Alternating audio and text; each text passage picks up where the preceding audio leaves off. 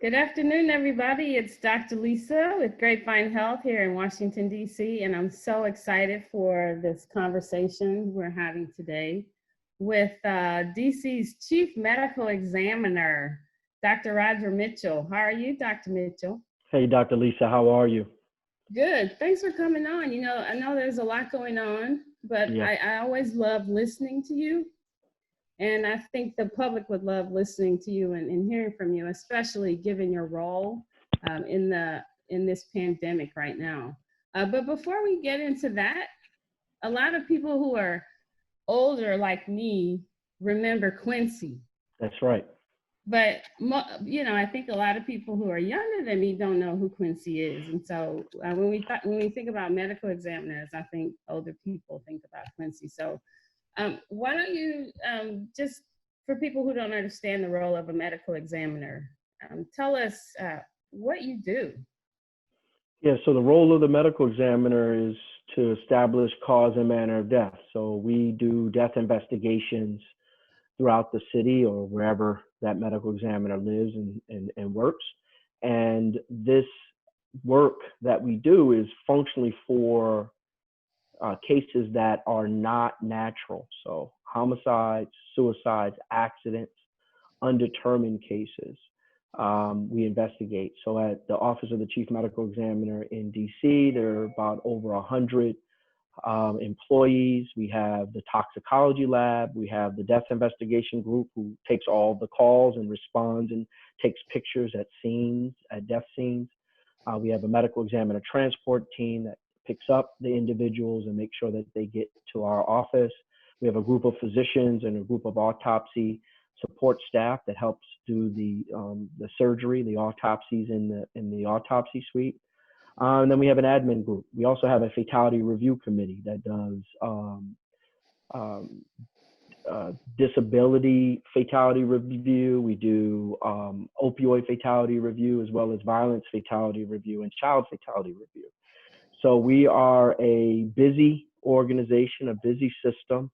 And one of the other things that we do is when there's a public health issue, a public health emergency, we stand up to support any public health emergencies. Which makes you very busy. So basically, you're the chief over all the deaths, specific deaths in DC. Pretty much. How has the pandemic changed what you do, though? What are you seeing? Well, the pandemic, on a daily basis before the COVID outbreak, we were seeing 3 to 5 cases a day come into our office, actually bringing them into our office, 3 to 5 Meaning cases. not COVID or Non-COVID. This is before COVID. After COVID, we were averaging, in early goings of the day, of the time, we were averaging maybe about 5 to 8 COVID-related cases that we were bringing in. We got up to 20 at our height of COVID-related deaths, and then now we're at averaging about 4 to 5 cases a day. So you can imagine the caseload going from 3 to 5 to 25, 30 on the case list, and then now we're back down to about 10 to 15 cases on the case list every day, the majority of which are still, or half of which are still COVID-related deaths. So it's changed us quite a bit because what we feel is our role is, the fatality management. So hospitals in our area don't have to worry about managing the fatalities on top of managing and trying to save lives. Yeah. So it's hard to turn on the television or the radio and not hear something about what we're calling COVID death disparity. So Black and brown people are dying at much higher rates from COVID than the rest of the population. So what do you think is causing this? What are you noticing that might help explain why Black and brown people are dying at higher rates? Well, Black and brown people dying at higher rates is nothing new. True. As it relates to just general disease and or injury, quite frankly, in the country. There's always been equity issues and disparity issues in communities of color, particularly African American communities. So I think you have to even start before COVID if you are going to have a viable answer to your question, right? You have to talk about inequities in access of education, economics, housing, healthcare disparities in access to healthcare and preventative medicine. We have to talk about research portfolios and what the age, gender, race of clinical research looks like. You know, African Americans are underrepresented in clinical research when they're trying to find cures for disease and utilizations for medication. So, you know, you have to reach back to the Tuskegee experiment and how the Tuskegee experiment has impacted how African Americans view healthcare and whether or not healthcare is in the best interest of the African American community.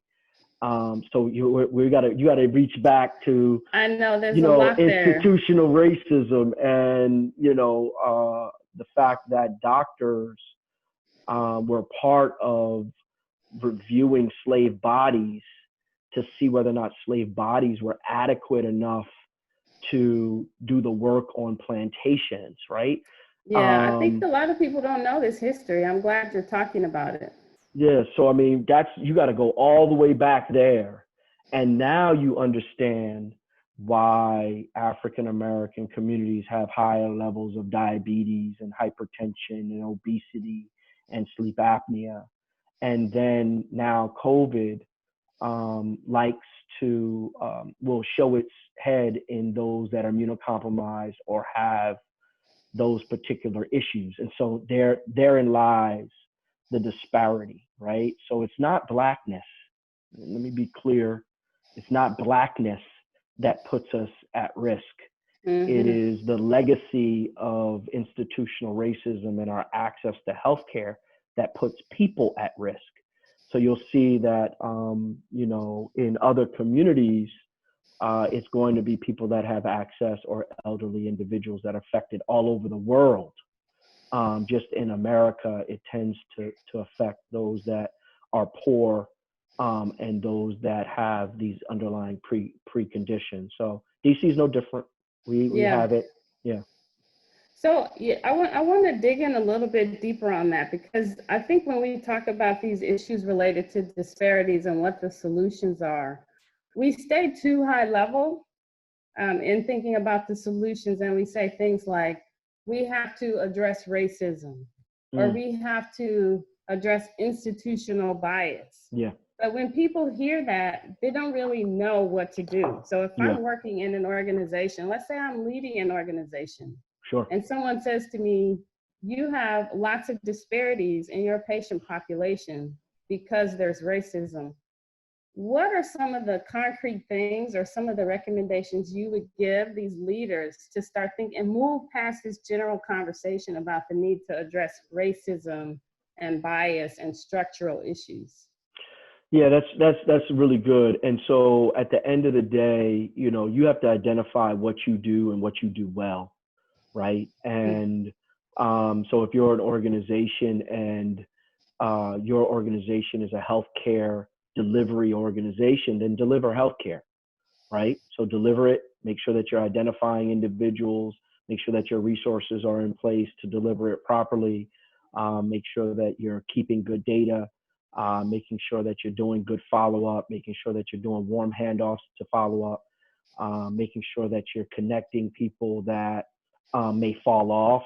A lot of patients, particularly our patients, will be good when you're first engaging, and then they'll fall off when they feel like they think they're better. Me too. I do too. Yeah, me too. Me too. I think it's the human condition. As you feel better, you're not as vigilant. If you're a housing organization, then getting access and working hard and knowing what it means to get and give access to housing, right? Knowing all the bottlenecks and obstacles to equitable housing, and then pushing both on a policy level and an actual practical level where you're touching individuals and walking individuals into new housing constructs. So even that is too general. because each organization that you just described has may have a different focus that requires a different approach. But institutional racism and structural racism is broken down by individuals that are working with communities to gain access to one of the major 5 areas that we talk about. Yeah. So I was having a conversation with a community member a couple days ago, and we were talking about racism and how it contributes to poor health outcomes. And when we use the term racist or racism, a lot of people immediately take themselves out of the conversation because they think, well, I'm not racist, so what you're saying doesn't apply to me. How would you communicate these messages to people who think, well, because I'm not racist, I don't have to engage with what you're saying? Well, I like the fact that in this time, we don't have to be silent about racism, right? So a lot of us, particularly those of us that have been in the professional community, those of us that are physicians like you and I, we've been squeamish about calling racism and using the R word, right? Particularly in majority of communities, and maybe not you and I, but definitely our colleagues, right? And so this time gives us license to call racism and look at the legacy of racism. But I would say this to anyone who says that they're not racist. The next question is, are you anti-racist? Right? Because it's not enough to be racist and not racist. You have to be anti-racist. Jamar Tisby, who is a friend and an author that wrote about, not remembering the name of his book, but it talks about the racism that exists within Christianity, particularly on Sunday mornings. And in his lecture, he talks about being anti-racist. It's like being on one of those conveyor belts when you're in the airport and the conveyor belt is going and you're standing on the conveyor belt with your luggage. And yes, you're not actively walking on the conveyor belt because it's just moving. And so the person who says that they're not racist are standing on the conveyor belt, going where everyone else is going. You actually have to turn around and walk against where everyone is going to say that you're not a racist. You have to be anti-racist. You have to be an abolitionist to not like slavery, right? You can't just say, oh, I don't think slavery is good, but yet you're feeling and enjoying all of the comforts that come with slavery. You have to be an abolitionist in order for you to be counted in the number of people who are going against slavery. And it's the same thing with racism. Yeah, that's fantastic. Yeah. Let's pivot a bit and talk directly to the community. So we've talked about the healthcare institution and just the system at large, but to improve health outcomes, people have to be engaged in their own care. And That's right. Some of the challenges are associated with distrust of the system. I focus a lot on low health literacy. We'll talk about that in a few minutes, but what advice do you give the community member? What is their role in addressing these COVID disparities? Yeah, I mean, COVID is real. We've seen over 570 bodies come through my office since March 20th. Did you say 570? No, I'm sorry, I lied. 592 since March. Wow. 20th. All COVID. Those are my COVID deaths. In 592. DC, and we're a small city, yeah. That's it. DC residents, 483, right? So the other 100 and so were Maryland and Virginia residents that came and died in our hospitals. But so it's real. And we're talking about the majority African American elderly individuals. I saw that it's 80% of the deaths in DC are Black people. Is that right? Yeah. Well, about 75%. 75%. And what percentage of them are elderly, and how are you defining elderly? Well, it depends on what you want to talk about. As far as age groups, 10% are 50 to 59, 60 to 69 are 24%, 70 to 79, 25%, and 80 plus is 37%.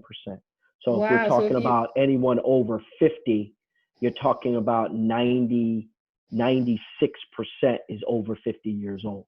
wow. And what percent would you, if you, the cumulative number over 70, what percentage over 70 are the deaths? Over 70, we're talking about 70%.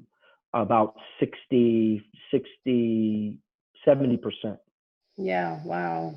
Yeah. Wow. That's a So statistic I hadn't heard yet. Thank you. yeah, no, so we're talking about the protection of our elderly, of our mothers, our mimans, our aunties, our pop pops, and protecting them. And so if I'm speaking directly to the community, yeah, you 25, 30-year-old, you 19, 17, yeah, you might just get a cough and a sniffle and a headache and not feel well and be like, what is that? And shake that off because you haven't been wearing a mask and you haven't been socially distanced and you've been going and doing whatever you're doing. But you're coming home to your grandmother. You're coming home to your mother. And that's where there's a problem, right? And so particularly now when stay at home we're in phase one of the release in DC, you really still have to wear your masks. You still have to wash your hands. You still want to social distance, particularly to the vulnerable population. So, we got to take care of ourselves. There's nobody coming. Like there's nobody coming, Doc. It's save us, Nobody's coming on a white horse. Nobody's galloping in and saying, we got you. Like nobody's doing that. And so it's so important for us to take responsibility for ourselves, and our freedom and engage in a way that ensures our freedom and our health for the future. And there's nobody that's going to save us. We have to save ourselves and engage ourselves for this COVID to not continue to take hold in our community. Yeah. My team, we spend some time on the streets, usually once or twice a week. And we still hear people tell us they either don't believe this is a real thing, it's orchestrated, or that it's, we always hear about conspiracy theories. And I've read that people say the 5G networks they're planning to deploy into communities are contributing to the spread of COVID, but I actually heard someone say that with my own ears. So let's talk a little bit about this misinformation that's spreading. It's overwhelming, the amount of information coming at us from whether it's the radio, the internet, the television, on the street corners. How do people manage this information and how do we sift through it and figure out what's real and what's not? Well, I appreciate you, Lisa, Dr. Lisa, and Grapevine. I mean, at the end of the day, you're a credible messenger in community, and it's important to have credible messengers in community. I know that the city's trying to do the best they can to bring credible messengers, but like you said, people are leery of government and government's message. All I can say is COVID is real. I mean, 592 families. Right now, I have the city has about 23 virtual family assistance center navigators who are calling family members that have lost loved ones, no matter where they live in the country, and making sure that they have access, particularly the ones in families that are in DC, access to grief counseling, access to burial assistance, access to SNAP and TANF if they don't have that, because now it may be the breadwinner that has passed because of the age that it affects. So I would say to the community that this is as real gets. I mean, I know firsthand. There's nobody. I know it. I'm doing tests on individuals for COVID and COVID positivity. My team is moving these family members and making sure that they're getting to their loved ones. So it's not just numbers on a page. Each and every one of these individuals are individuals. And so, and people in general don't think things affect them until they affect them, right? So, and I deal with the mothers of lost loved ones for homicides, and in invariable, the mother's like, man, I never thought that this would happen to me. I never thought that this would happen to my son or my daughter. And this is that same thing. I never thought. I mean, we have families, Doc, that have lost 3 people in their families. We know one older gentleman lost his wife and 2 children. Oh my goodness! What? I mean, wow. so what?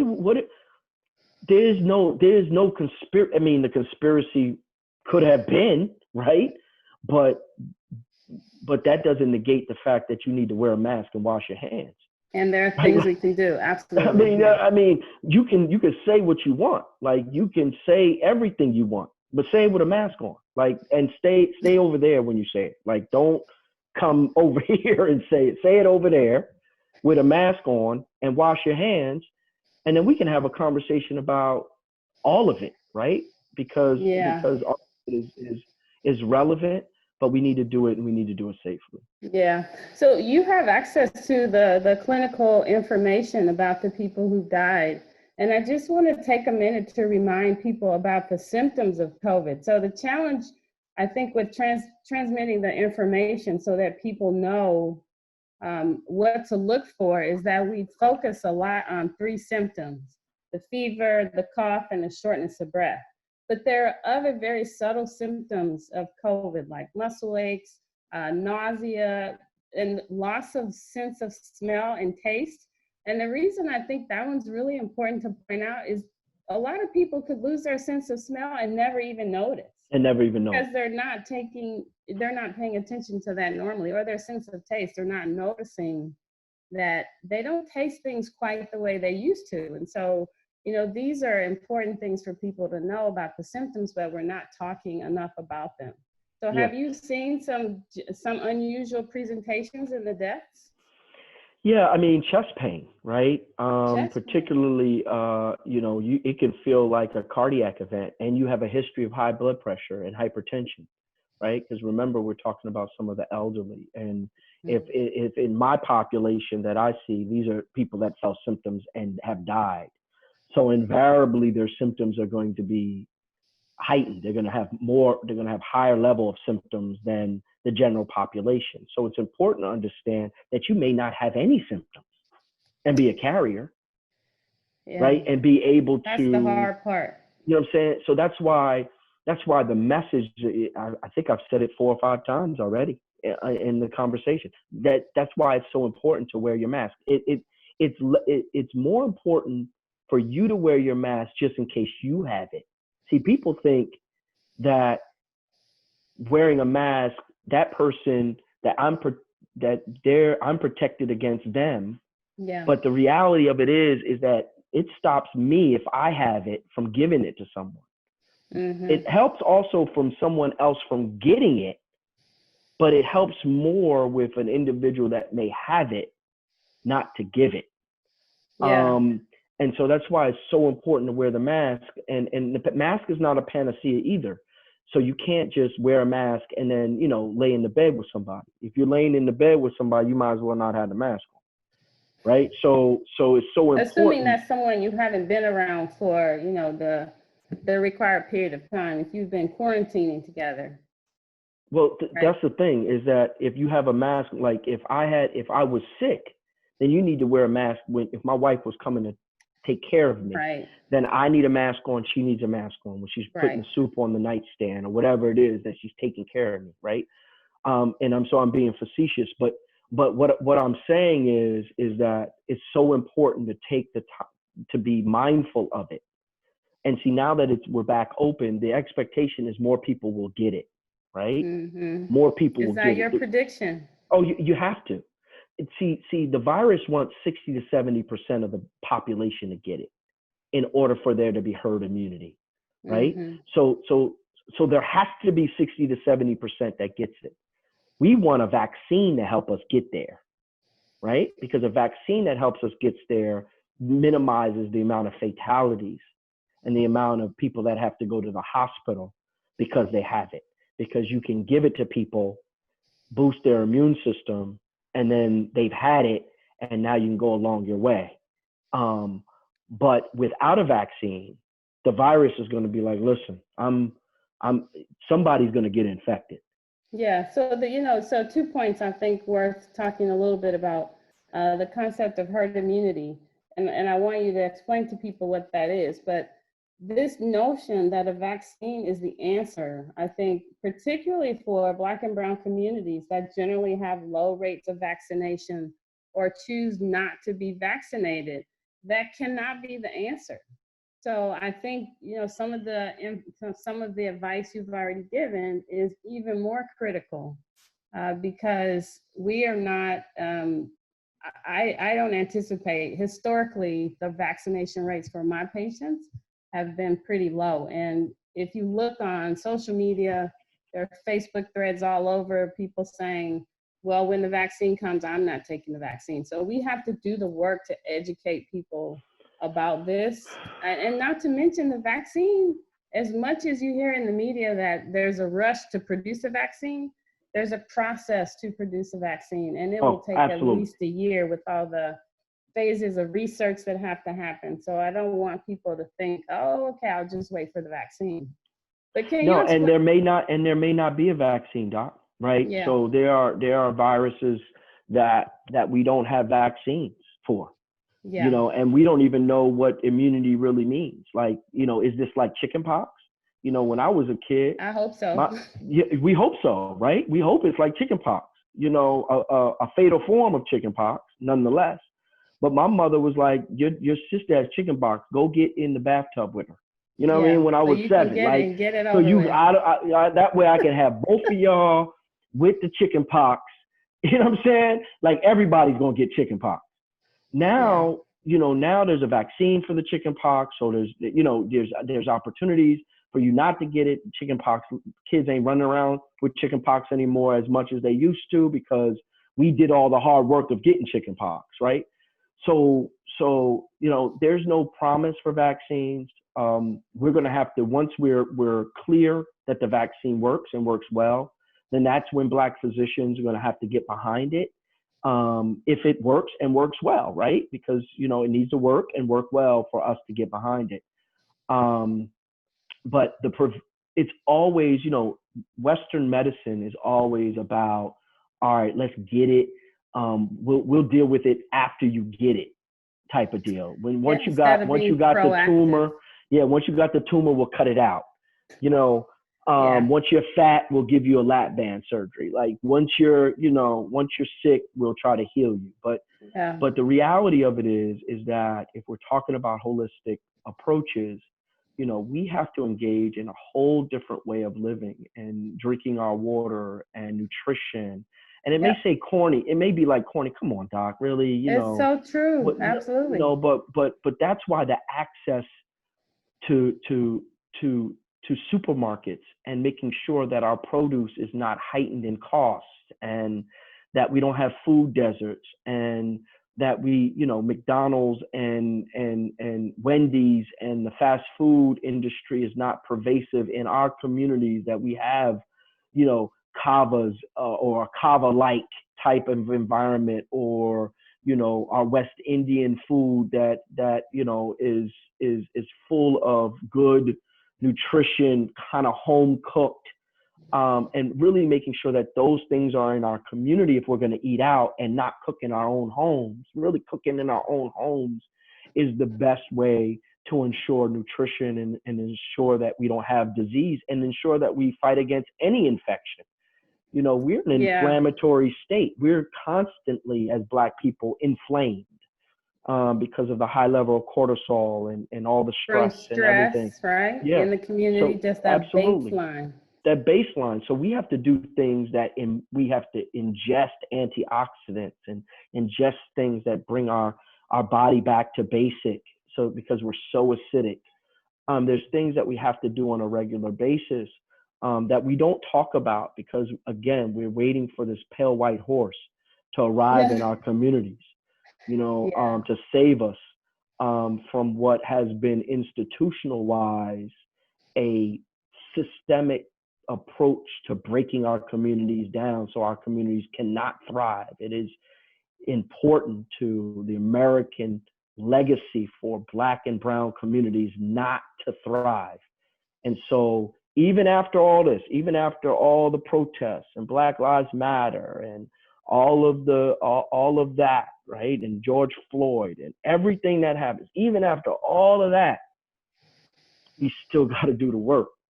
There's still nobody coming. Yeah. There's You still know it. nobody coming.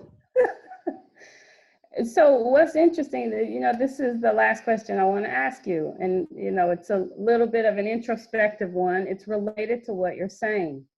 So despite all the negativity, all the challenges, we're amidst a pandemic. Hopefully none of us Yeah. will ever have to live through again. And it's been, right, Yeah. we've been on an emotional roller coaster. Sure have. But there are silver linings. It better And be. for me, the silver lining has been, I'm someone who, and I'm writing about this right now, the hypocrisy of being a doctor who gives out health information and helps people understand how to eat or how to improve or how to exercise. I used to teach exercise. Sure. I have a yoga, I've been teaching yoga in the past, but I have not been doing these things. And so over the last few years, several years actually, I've just been slowly putting on the weight. Come on now.